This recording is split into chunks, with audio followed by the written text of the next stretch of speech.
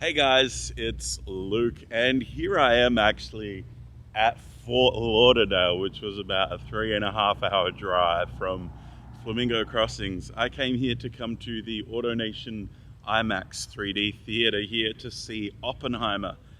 And yeah, I mean, it's not as huge as the IMAX screen in Melbourne, but it's still pretty comparable for an IMAX experience. Unfortunately, IMAX have kind of cheapened their brand and gone for the whole, basically 16 by 9. But here at this IMAX theater, it's a full 1 by 4, 3 by 1 theater, and Oppenheimer really takes advantage of that real estate. And last night I saw Barbie, and today was Oppenheimer, and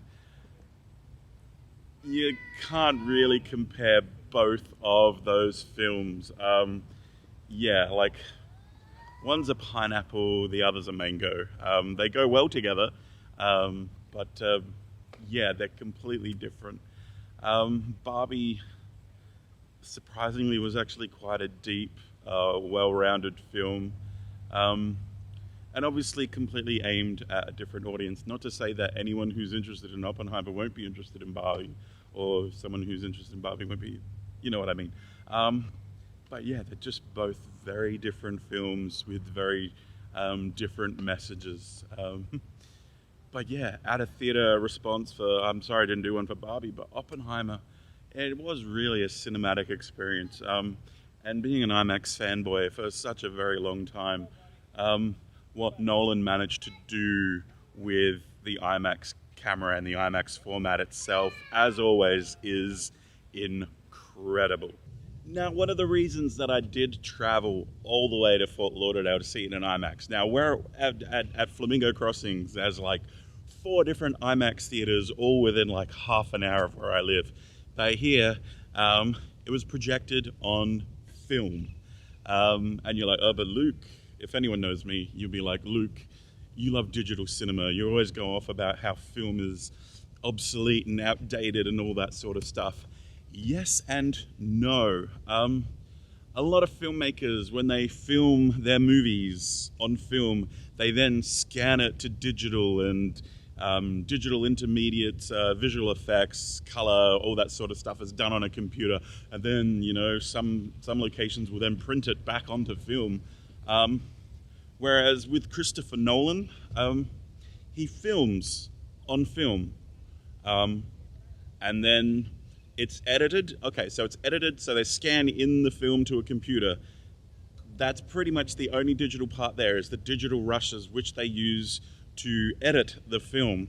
All right, and so once it's edited on the computer, they then take note of all the times where the cuts are, and then they get to the film, old school, snip the film and put it together.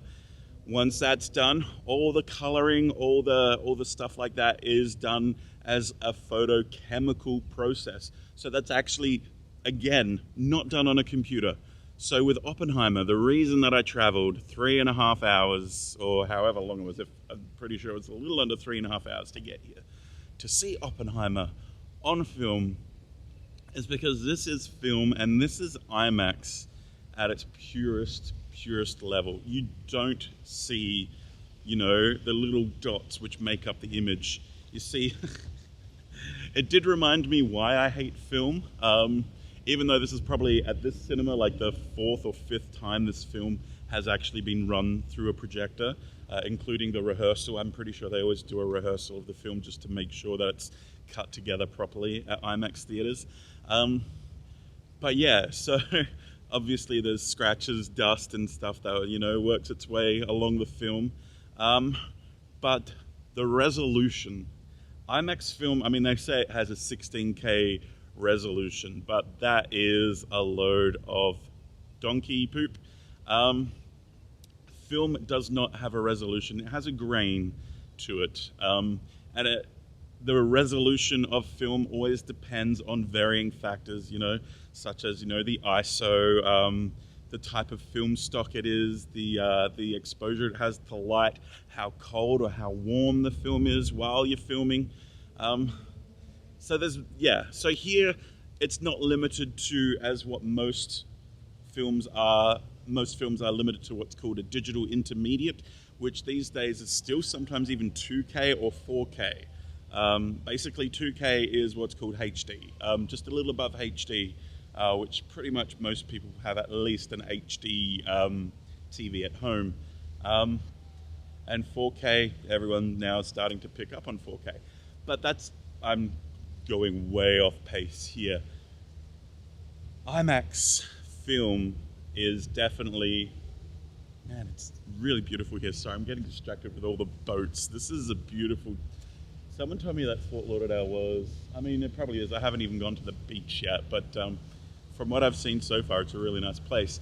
Yeah, what am I saying? IMAX film. So I traveled this distance, which usually is good because in Australia I'd travel 9 hours to see a movie. This 3 hours is a good change for once. But yeah, it is the perfect experience, the perfect way to actually experience a film that's shot on IMAX film.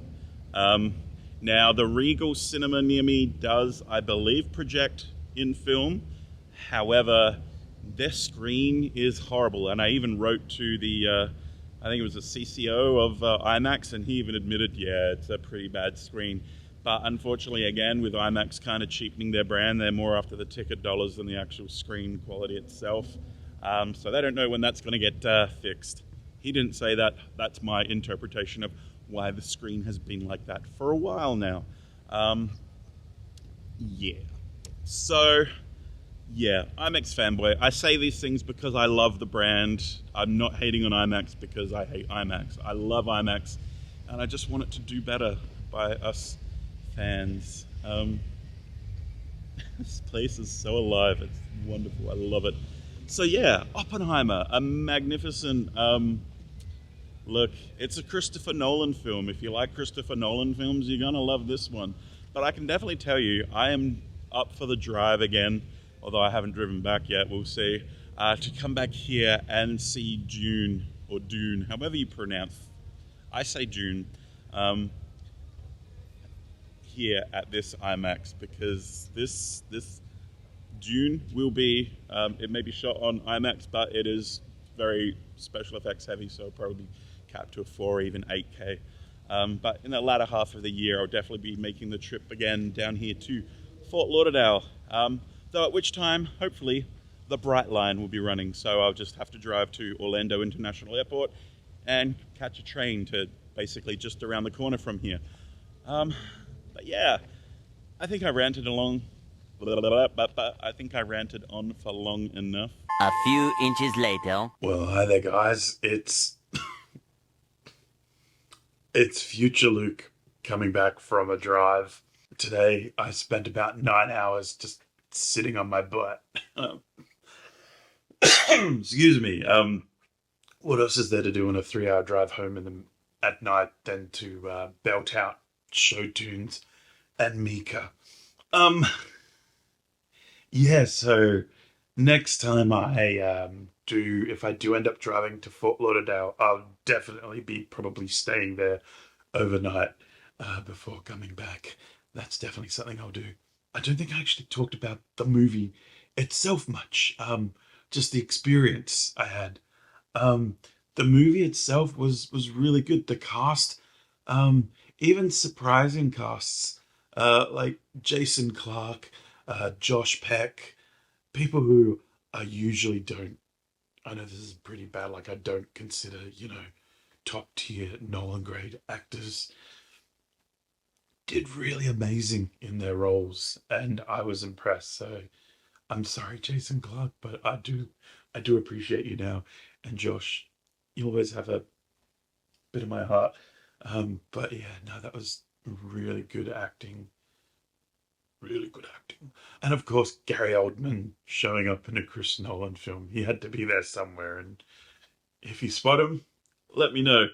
But the movie itself, delving basically into the psyche of Oppenheimer himself, framed around the story of the perceived downfall that was masterminded by one of his perceived enemies who basically just had no humor about himself or life. That's kind of how it came by. So the framing device, it wasn't as messed up as probably say something like Memento, but it's definitely not told in a linear fashion, which I really, really enjoyed.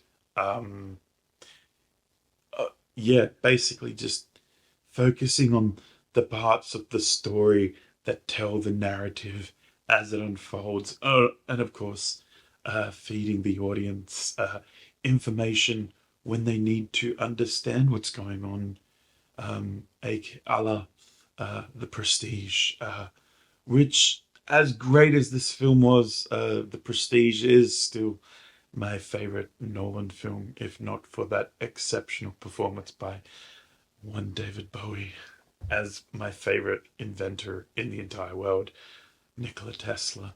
Um, but yeah, so the movie itself was a wonderful retelling, and I think it should also be, you know, a warning that we are all on this planet together, and we have complete idiots in control of these weapons that can completely obliterate us without a second thought.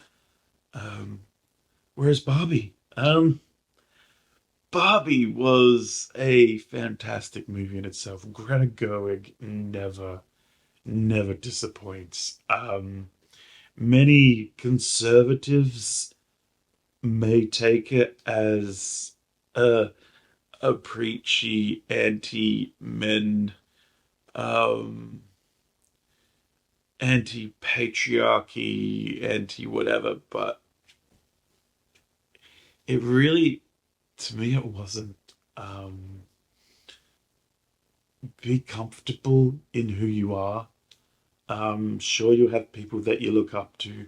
Sure, you'll have a person that you want a deep and longing connection with. And boy, have I felt that. And thanks to my anxiety and depression, as soon as I, find someone I click with, I tend to Michael Scott my relationships. And I don't really have a gym to talk me off the ledge. This is your fault. No. I should have been lovers with her first and then friends. That was terrible advice. Terrible advice. I'm gonna shut up because this has definitely gone off what I was going to say. Anyway, go see both movies. They're great. Um, what a time to be alive. To have two great, amazing counter programs in the theaters right now. And both with an amazing message, and both with both empowering, both eye-opening, and both quite devastating in their own ways. Cinema this week is good. Um, yeah, these two, if you can, these two are definitely a couple of movies you definitely want to go out and see. And go see Mission Impossible as well, just for a bit of popcorn fun.